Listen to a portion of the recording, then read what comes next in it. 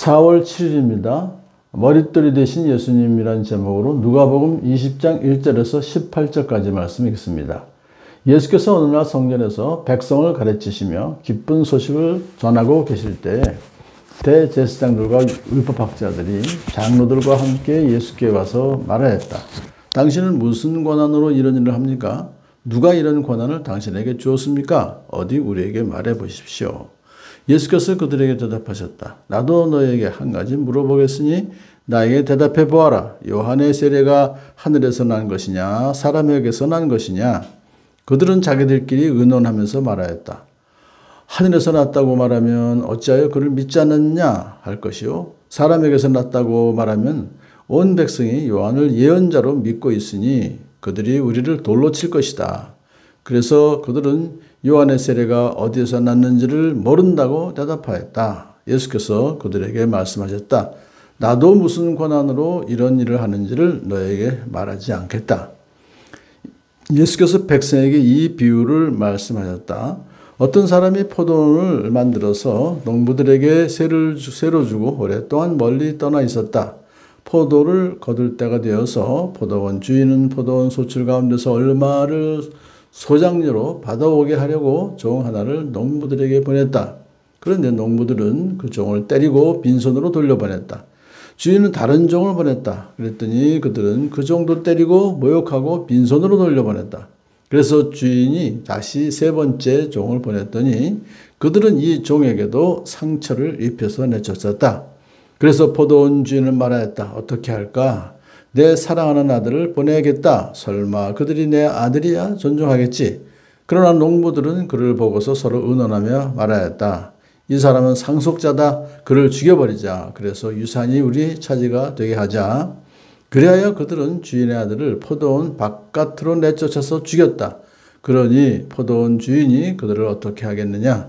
주인은 와서 그들을 죽이고 포도원을 다른 사람들에게 줄 것이다. 어떤 사람들이 이 말씀을 듣고서 말하였다. 그런 일이 없기를 바랍니다. 그때 예수께서 그들을 똑바로 바라보시면서 말씀하셨다. 그러면 집 짓는 사람들이 버린 돌이 집 모퉁이에 머릿돌이 되었다 하고 기록된 말은 무슨 뜻이냐? 누구든지 그 돌 위에 떨어지면 그는 부스러질 것이요. 그 돌이 어느 사람 위에 떨어지면 그를 가루로 만들 것이다. 아멘. 네, 성전에 예수님께서 들어가셔서 장사하는 사람들을 다 내쫓으셨잖아요. 어제 본문입니다. 그리고 또 백성들에게 하나님 말씀을 가르치고 성전 안에서 그걸 보고 있던 이제 그 대제사장들, 율법학자들, 장로들, 그 사람 산헤드린 공회의 멤버들이죠. 그러니까 권위가 있는 거죠. 성전을 잘 그들 마음대로 이제 잘 다스릴 수 있는 권한을 갖고 있는 사람들이에요. 그 예수님께 이제 와서 따지죠. 당신은 무슨 권한으로 이런 일을 합니까? 누가 이런 권한을 당신에게 주었습니까? 이건 우리가 당신한테 이런 권한을 안 줬는데 왜 당신 마음대로 와서 이렇게 휘젓고 다니느냐? 그런 뜻이죠. 그러면 무슨 권한으로 이런 일을 합니까? 누가 주었습니까? 하는 얘기를 대답을 해야 돼요. 근데 거기에서 대답을 잘못하면 이제 만일에 하나님께서 주셨다라고 하면 신성모독죄를 체포당할 것이고 그렇지 않고 이제 우물쭈물하면 권한도 없는 사람이 왜 와서 이런 짓 하냐 나가셔 라고 할 수도 있죠.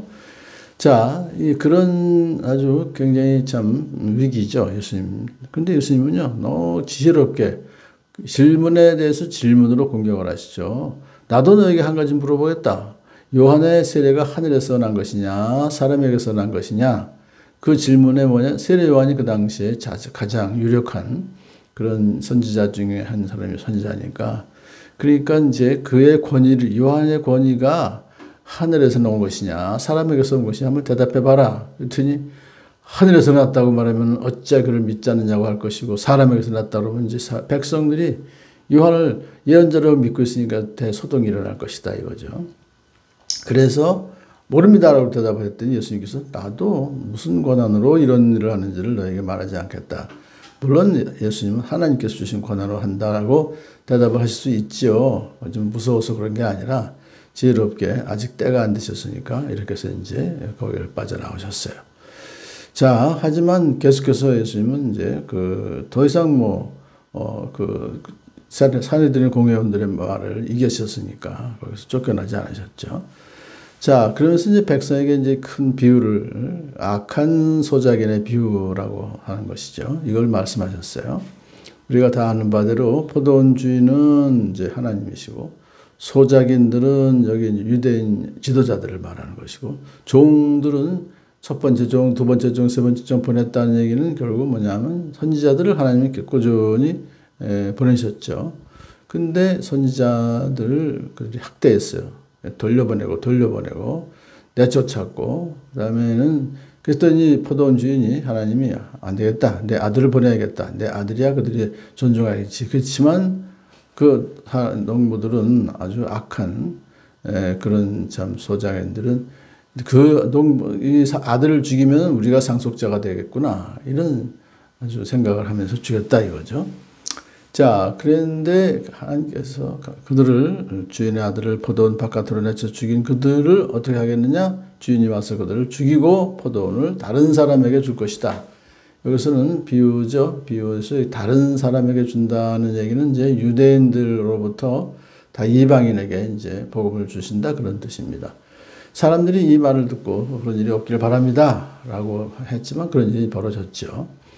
자, 그때 예수님께서 하신 유명한 말씀이 있습니다. 집 짓는 사람들이 버린 돌이 집 모퉁이에 머릿돌이 되었다 라고 하는 걸 선포하시는 거예요. 그러니까 너희들은 나를 버렸지만 하나님께서 나를 머릿돌로 만드셨다, 그런 뜻이죠. 그래서 예수님이 죽임을 당하시고 그것으로 끝난 것이 아니라 부활하셔서 영원한 머릿돌이 되셔서 참 성전, 참 하나님 나라, 참 이스라엘을 세우실 것이다 라고 하는 선포를 하시면서 마지막에 결국은 누구든지 돌에 떨어지면 그는 부스러질 것이요 가루로 만들 것이다 하는 얘기는 결국 유대인 지도자들을 향해서 하는 말씀이죠. 그들이 예수님을 끝까지 믿지 않고 거절한다 하면 다 가루같이 될 것이다 하는 것을 말하고, 오히려 버림받은 아들 예수님은 존귀하게 될 것이다. 오늘 이 말씀을 통해서 오늘도 우리가 모퉁이돌이 되신, 모퉁이의 머릿돌이 되신 예수님이 교회의 반석이시고 우리 삶의 가장 핵심이시기 때문에 오늘 예수님 바라보며 오늘도 승리하며 살아가는 저 여러분들 축복합니다.